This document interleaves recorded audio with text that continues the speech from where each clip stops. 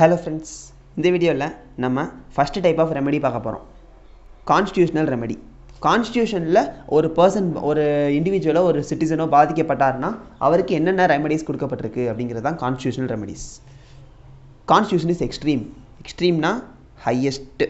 நம்ம இந்தியாவில் யார் என்ன தப்பு பண்ணாலும் அல்டிமேட் அத்தாரிட்டி அதை பனிஷ் பண்ணுறதுக்கு யார்கிட்ட இருக்குது? கான்ஸ்டியூஷனில் தான் இருக்குது. State drive existence from the constitution. ஒவ்வொரு ஸ்டேட் கவர்மெண்ட்டு, ஸ்டேட் லெஜிஸ்லேச்சரே வந்து அதுக்கான எக்ஸிஸ்டன்ஸை எங்கேருந்து தான் வந்து உருவாக்கப்பட்டுச்சு? கான்ஸ்டியூஷன்லேருந்து தான் வந்து அதுவே டிரைவ் ஆச்சு. அந்த கான்ஸ்டியூஷன் தான் ஜுடிஷியல் ரிவ்யூ ப்ராசஸை வந்து அண்டர்கோ பண்ணுறாங்க. இந்த ஜுடிஷியல் ரிவ்யூ அப்படிங்கிறது என்னது? கோர்ட் எடுக்கிற டெசிஷன்ஸ் கரெக்டாக இல்லையா அப்படிங்கிறத வந்து யார் முடிவு பண்ணுறா? கான்ஸ்டியூஷன் தான் முடிவு பண்ணுது. கான்ஸ்டியூஷனில் இருக்கிற ஆக்ட்டு, கான்ஸ்டியூஷனில் இருக்கிற ஆர்டிகல்ஸு, கான்ஸ்டியூஷனில் இருக்கிற ப்ரொவிஷன்ஸு, அமெண்ட்மெண்ட்ஸு, அதுதான் வந்து ஒரு கோர்ட் எடுக்கிற ஜட்மெண்ட்டையே வந்து கரெக்டாக இல்லையான்னு முடிவு பண்ணுது. ஆக்ட் வந்து ஒரு ஆக்ட் புதுசாக கொண்டு வராங்கன்னா அந்த ஆக்ட் வந்து கான்ஸ்டியூஷனில் சொல்லப்படுற ரூல்ஸ் அண்ட் ரெகுலேஷன்ஸு, அதில் இருக்கிற கைட்லைன்ஸை ஃபாலோ பண்ணி தான் வந்து ஒரு ஆக்டே ஃப்ரேம் பண்ண முடியுமே தவிர அந்த கான்ஸ்டியூஷனுக்கு எகென்ஸ்டாவோ கான்ஸ்டியூஷனை மீறியோ வந்து எந்த ஒரு ஆக்ட்டுமே வந்து நம்மளால் பாஸ் பண்ண முடியாது. அந்த ஜுடிஷியரின்னு சொல்லுவோமா, சுப்ரீம் கோர்ட், ஹை கோர்ட், அந்த கோர்ட்டு தான் எதை முடிவு பண்ணுறாங்க? இந்த ஆக்ட் வந்து கான்ஸ்டியூஷனில் சொல்லப்படுற கைட்லைன்ஸை பின்பற்றி தான் வந்து ஃபார்ம் பண்ணுறாங்களா இல்லையாங்கிறத முடிவு பண்ணுறது யார், டிசைட் பண்ணுறது யாருன்னா அதுதான் இது ஜுடிஷியரி. ஜுடிஷியரிங்கிறது இங்கே என்னது?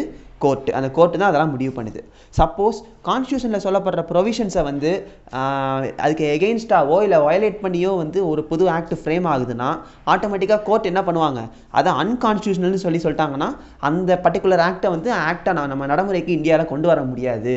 அந்த மாதிரி தான் நமக்கு வந்து ரெமெடி சொல்லியிருக்காங்க.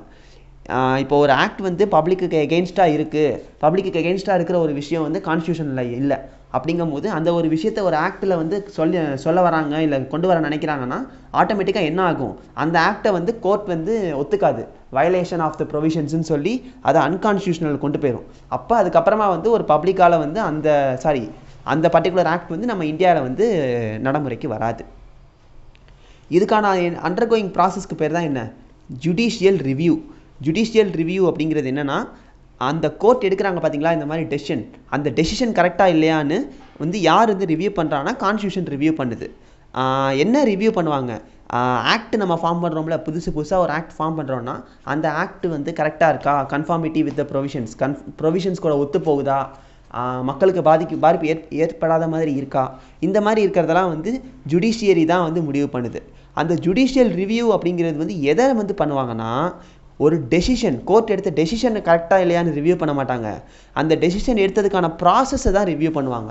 அதுக்கு பேர் தான் ஜுடிஷியல் ரிவ்யூ. கோர்ட் எடுத்த டெசிஷன் கரெக்டாக தான் இருக்கும். ஏன்னா கோர்ட்டில் இருக்கிற சுப்ரீம் கோர்ட் ஜட்ஜுங்கிறவரை எந்த அளவுக்கு எக்ஸ்பீரியன்ஸ்டு பர்சனாக இருப்பாங்கன்னு எல்லாருக்குமே தெரியும். அப்படி ஒரு பர்சன் இருக்கிற டெசிஷனை யாரும் தப்புன்னு சொல்ல மாட்டாங்க. அவர் டெசிஷன் கொடுக்குற ப்ராசஸ் கரெக்டாக இல்லையான்னு ரிவ்யூ பண்ணுற ப்ராசஸ்க்கு பேர் தான் ஜுடிஷியல் ரிவ்யூ. சப்போஸ் ஆக்ட் வந்து கான்ஸ்டியூஷனுக்கு அல்ட்ரா வயர்ஸாக இருந்துச்சு, விச் மீன்ஸ் கான்ஸ்டியூஷனில் சொல்லப்படுற கைட்லைன்ஸ்க்கு மீறி, கைட்லைன்ஸ்க்கு எகெயின்ஸ்டாக இருந்துச்சுன்னா ஆட்டோமேட்டிக்காக அந்த ஆக்ட் என்ன ஆகிடும்? அன்கான்ஸ்டியூஷனல் ஆகிடும். ஆட்டோமேட்டிக்காக அந்த ஆக்ட் வந்து செல்லுபடி ஆகாமல் போயிடும் அப்படின்றாங்க. அதனால தான் வந்து இந்த சரியான கைட்லைன்ஸை ஃபாலோ பண்ணி தான் ஒரு ஆக்டை வந்து ஃப்ரேம் பண்ண முடியும். கோர்ட் வந்து இப்போ ஒரு ஆக்ட் ஃபார்ம் பண்ணுறதுக்கு சில டிஸ்கிரிஷன்ஸ் கொடுத்துருக்காங்க. எப்படி வந்து கவர்மெண்ட்டில் சில ஆஃபீஸர்ஸ்க்கு, சில அத்தாரிட்டிஸ்க்கு டிஸ்கிரிஷனரி பவர் கொடுத்துருக்காங்களோ அதே மாதிரி கோர்ட் வந்து இந்த ஆக்ட்டுக்கும் சில டிஸ்கிரிஷனரி பவர்ஸ் கொடுத்துருப்பாங்க. அந்த டிஸ்கிரிஷனரி பவர்ஸ் இருக்கும். இப்போ வந்து எக்ஸாம்பிள் என்ன சொல்லலாம்னா, ஒரு கம்பெனி வந்து மினிமம் 2% இருந்தால் வந்து ஓப்பன் பண்ணிடலான்னு சொல்லி வந்து நமக்கு வந்து லாவில் இருக்குது, கம்பெனிஸ் ஆக்ட் 2013 இருக்குது. சப்போஸ் ஒரு கம்பெனி 2% இல்லாமல் 1% வச்சு ஆரம்பிக்கணும், அதுவும் ப்ரைவேட் லிமிடெட் கம்பெனி, ஓபிசி பிரச்சனை இல்லை, ப்ரைவேட் லிமிடெட் கம்பெனிக்கே வந்து 1% வச்சு ஆரம்பிக்கணும் அப்படின்னு நினச்சி முடிவு பண்ணுறாங்கன்னா அப்போ வந்து என்ன அர்த்தம்? கம்பெனிக்கு கொடுக்கப்பட்ட டிஸ்கிரிஷனரி பவர்ஸை வந்து அந்த கம்பெனி மீறும்போது என்ன ஆகும்? கோர்ட் இன்டர்ஃபியர் ஆகி நீங்கள் வந்து இந்த மாதிரி உங்களுக்கு கொடுக்கப்பட்ட டிஸ்கிரிஷனரி பவரை மீறிட்டீங்க, அதனால் உங்களோட கம்பெனி வந்து வைண்ட் அப் பண்ணியாகணும், இழுத்து மூடணுங்கிற ஸ்டேஜுக்கு வந்து நாங்கள் ஆர்டர் போடுறோம் அப்படின்னு சொல்லி அந்த நிலைமையில தான் வந்து கோர்ட் இன்டர்ஃபியர் ஆகுது. எப்போ வந்து ஒரு டிஸ்கிரிஷனரி பவர் வந்து அப்யூஸ் ஆகுதோ, அதை மிஸ்யூஸ் பண்ணுறாங்களோ அப்போ தான் ஆட்டோமேட்டிக்காக வந்து அந்த கோர்ட் அப்படிங்கிறது வந்து இன்டர்ஃபியர் ஆகுது. இந்த ஜுடிஷியல் ரிவ்யூக்கு வந்து 2 ஸ்டேஜ் இருக்குது. at the stage of delegation of discretion, at the stage of exercise of discretion. இந்த delegation of discretion, exercise of discretion ரெண்டுமே நம்ம வந்து பார்த்தோம். அந்த 2 ஸ்டேஜில் தான் வந்து ஜுடிஷியல் ரிவ்யூ நடக்குது. That's all. இதோட வந்து நமக்கு வந்து ஜுடிஷியல் அது கான்ஸ்டியூஷனல் ரெமெடிஸ் முடியுது.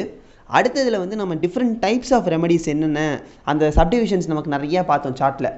அடுத்தது இப்போ எப்படின்னா நம்ம வந்து இந்த சார்ட் ஆர்டரில் பார்த்தீங்கன்னா இந்த ஜுடிஷியல் ரிவ்யூவில் இதுவும் நம்ம இது வரைக்கும் கவர் பண்ணியிருக்கோம்.